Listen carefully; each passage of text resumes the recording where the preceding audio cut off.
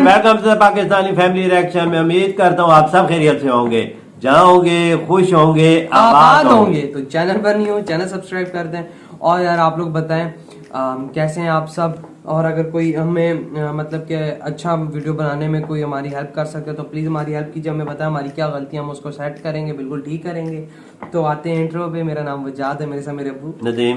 तो आज वीडियो बहुत ज़्यादा इंटरेस्टिंग है। आज की वीडियो का टाइटल है Indian versus Pakistan case study who is actual king in 2021। तो देखते हैं वीडियो, तो काउंटडाउन करते हैं बिना किसी देरी के। ये लगाएंगे पता लगना है भाई क्या है तो क्या कहानी नहीं है। तो स्टार्ट करते हैं, ओरिजिनल लिंक मिल जाएगा डिस्क्रिप्शन में। तो स्टार्ट। आज के कंपैरिजन की केस स्टडी कुछ ऐसी होने वाली है जैसा कि टाटा का कंपैरिजन विजय माल्या से, लैम्बोर्गिनी का कंपैरिजन मारुति सुजुकी 800 से। तो आप इस वीडियो को आखिरी तक जरूर देखिएगा, आप इस वीडियो को काफ़ी ज़्यादा इंजॉय करेंगे और काफ़ी सारी नॉलेज भी मिलेगी। इस वीडियो में हम दोनों देशों की education, economy, infrastructure, business, pollution, space organisation और फिल्म इंडस्ट्री का भी कंपैरिजन हर एक चीज का होगा। बिना ज़्यादा टाइम वेस्ट करते हुए आज के वीडियो शुरू करते हैं। वैसे दोनों देश जब बने भी एक साथ और आज़ाद भी हुए थे एक ही साथ, लेकिन फिर भी पाकिस्तान अपना स्वतंत्रता दिवस भारत से एक दिन पहले मनाता है, जिसकी वजह है कि पाकिस्तान भारत से आगे रहना चाहता है। अरे स्वतंत्रता दिवस एक दिन पहले मनाने से थोड़ी आगे रह जाते हैं। अगर ऐसी बात होती तो नेपाल तो कभी गुलाम नहीं ऐसी बात नहीं है, मतलब तो इससे क्या नेपाल दुनिया में नंबर 1 पर पर हो जाएगा। चलिए ये सब तो फिजूल की बातें हैं, असल मुद्दे की बात पर आते हैं। सबसे पहले बात करते हैं एजुकेशन की। 1947 में क्योंकि कोई जनगणना हुई नहीं थी, लेकिन 1951 की जनगणना के अनुसार भारत की साक्षरता दर 18.37% थी। यानी कि 1951 में भारत में 18.37% लोग पढ़े लिखे थे, जबकि 1951 की जनगणना के अनुसार पाकिस्तान की साक्षरता दर 16.9% थी। मतलब है कि उस समय दोनों ही देश पढ़ाई लिखाई में लगभग बराबर ही थे। लेकिन वर्तमान में स्थिति एकदम विपरीत है। एजुकेशन के मामले में पाकिस्तान ने लगभग ना के बराबर तरक्की की है,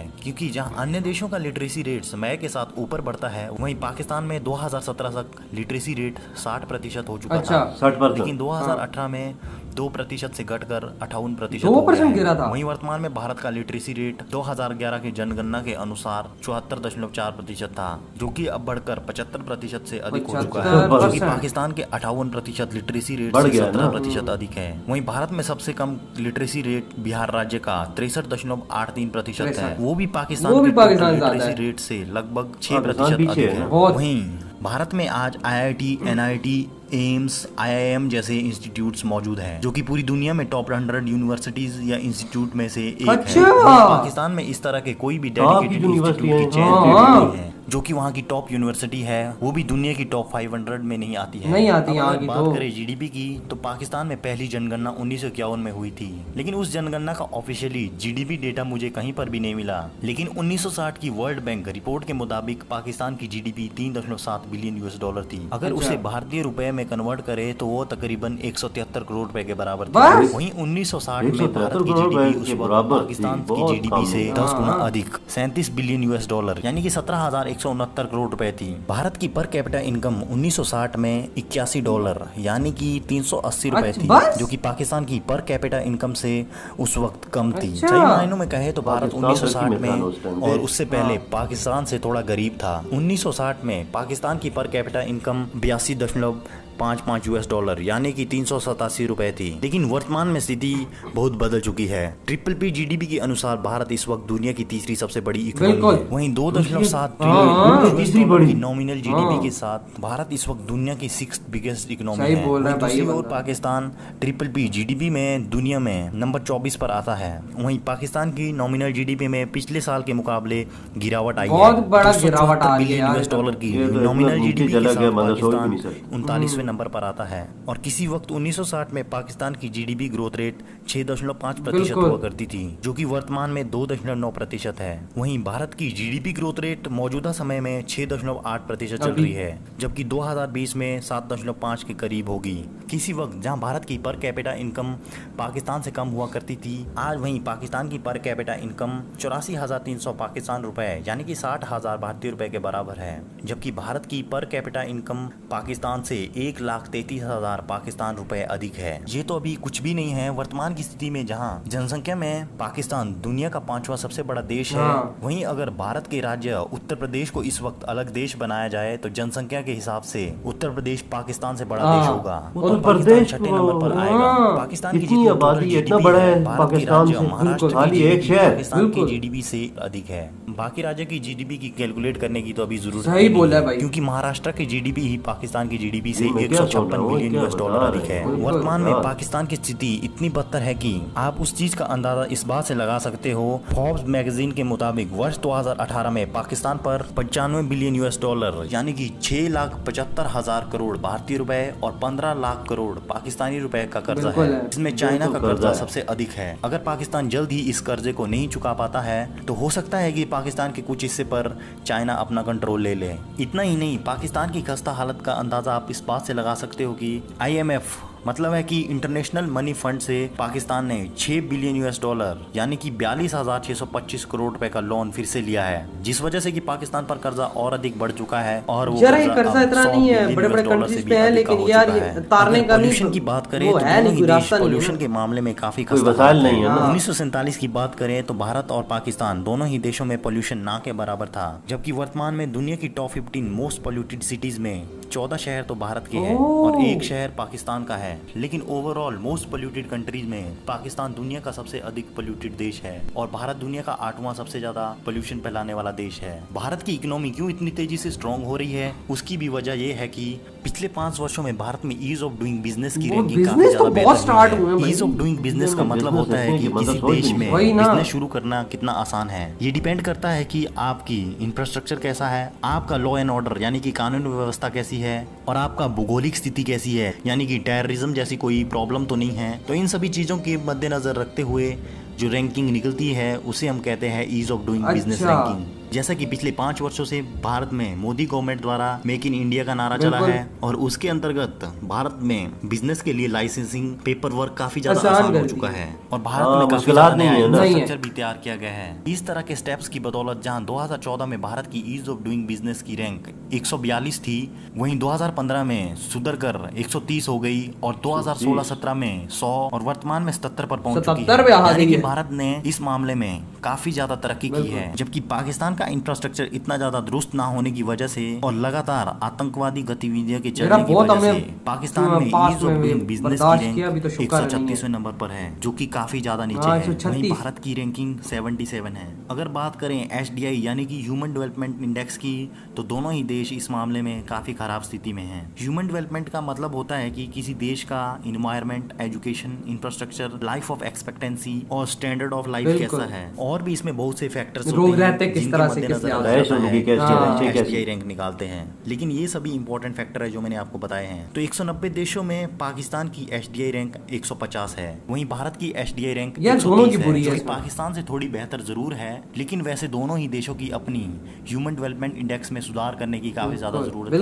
अब अगर बात करें डिफेंस की, तो दोनों देशों में कोई मुकाबला नहीं है, क्योंकि भारत इस वक्त दुनिया की 4th most powerful defence country है, जिसके बाद दुनिया की दूसरी सबसे बड़ी army, 4th most powerful air force और 7th मोस्ट पावरफुल नेवी मौजूद है। वहीं पाकिस्तान डिफेंस के मामले में भारत से कोसों दूर है। पाकिस्तान मोस्ट पावरफुल कंट्रीज की लिस्ट में 15th पोजीशन अभी 10th पे आ गया, यानी कि 15वें नंबर पर आता है। दोनों ही देशों के पास न्यूक्लियर वेपन्स भी मौजूद है। हालांकि भारत के पास 130 से 140 और पाकिस्तान के पास भारत से 15 से 20 न्यूक्लियर वेपन्स अधिक है। 2019 से 2020 ये चीजें बना के सबसे ज्यादा रखी मुझे बजट दुनिया का 4th बिगेस्ट डिफेंस बजट है, 91.96 बिलियन US डॉलर यानी कि 4,31,000 करोड़ रुपए है। वहीं पाकिस्तान की छोटी और खस्ता इकोनॉमी होने के बावजूद वहां की सरकार रक्षा बजट बढ़ाने में लगी हुई है। पाकिस्तान गवर्नमेंट इस वक्त अपनी GDP का 4.5% डिफेंस पर खर्च कर रही है, यानी कि पाकिस्तान भारत से 2 गुना से भी अधिक खर्चा कर रहा है डिफेंस पर अपनी GDP का। फिर भी वहाँ का रक्षा बजट मात्र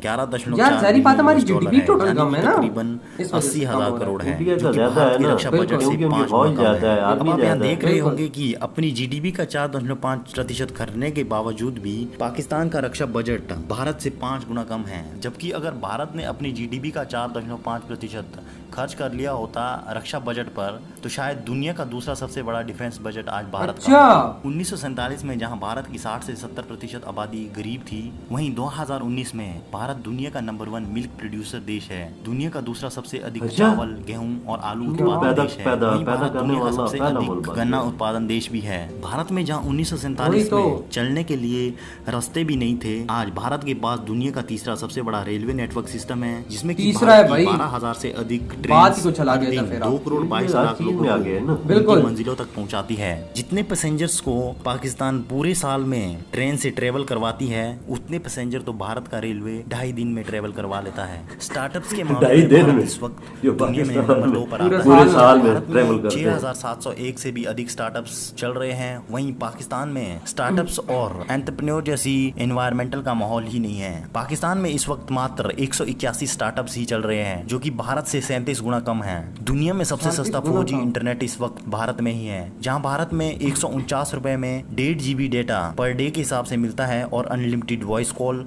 28 डेज के लिए मिलती है। वहीं पाकिस्तान में कितना सस्ता है, 149 जाओ। रुपए में 30 दिनों के लिए मात्र 500 MB डेटा मिलता है, जबकि भारत में वहां के मंथली डेटा से 3 गुना अधिक डेटा एक दिन में ही ऑफर किया जाता है। अब बात करते हैं स्पेस ऑर्गेनाइजेशन की, जो कि इस वीडियो में मेरा फेवरेट पार्ट है। असल में स्पेस ऑर्गेनाइजेशन में भारत और पाकिस्तान का कोई मुकाबला नहीं है भाई। बिल्कुल क्योंकि नहीं है भारत की जी। स्पेस ऑर्गेनाइजेशन कई मामलों में यूएसए के नासा से भी है, आगे बिल्कुल, है। नासा से भी कंपैरिजन आगे कुछ है। ऐसा होगा जैसे कि किसी साइकिल का कंपैरिजन किसी सुपरसोनिक जेट से।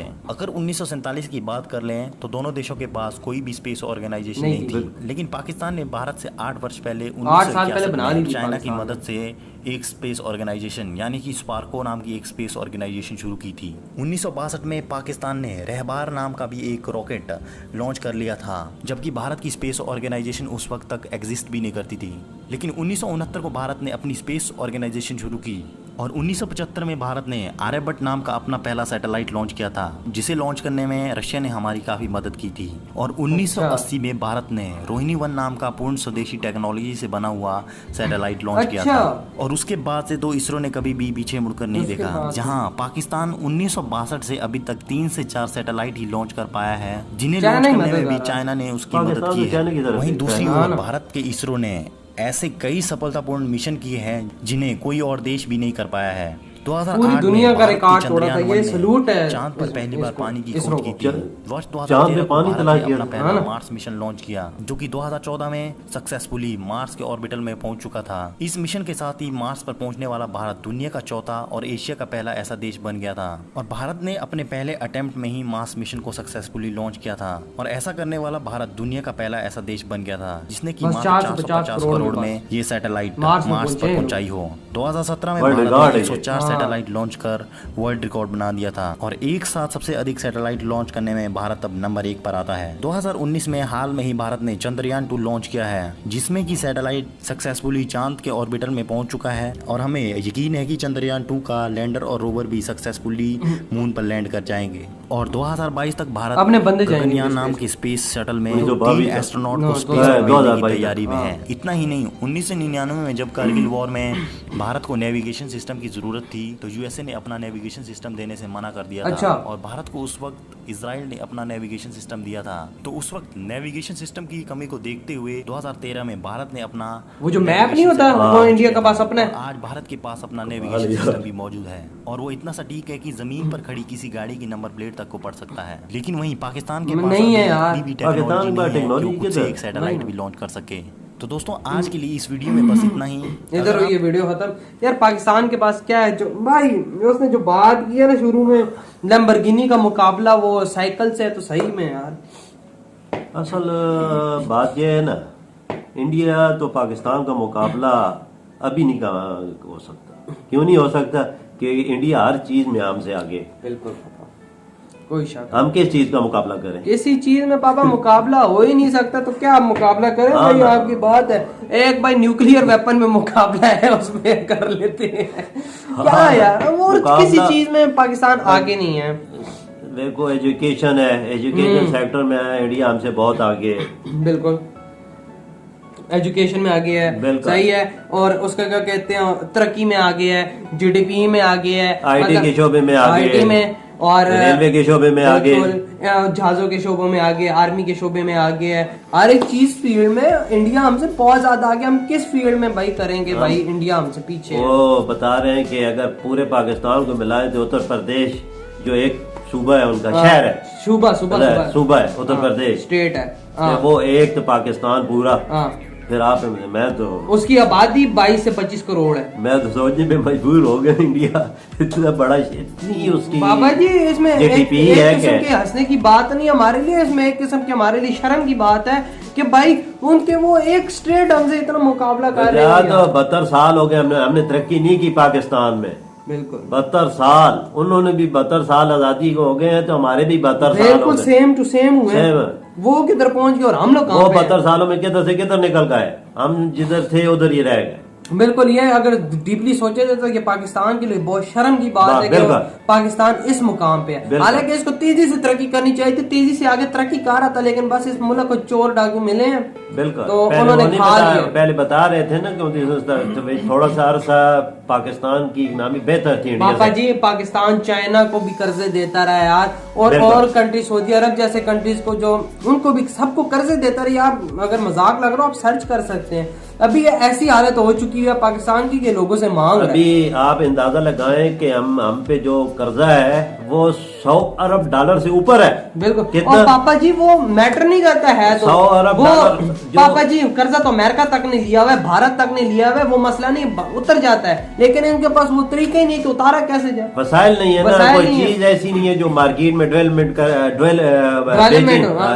मार्केट में चीज लाएं और उसको बेच के कर्जे उतारे। इनके पास कोई ऐसे वसाइल कर्जा लेते हैं, आधे से ज्यादा खुद खाते हैं, थोड़ा सा वहां पे लगा के बोलते हमने कर्जा लिया तो ये इधर उधर लग गया।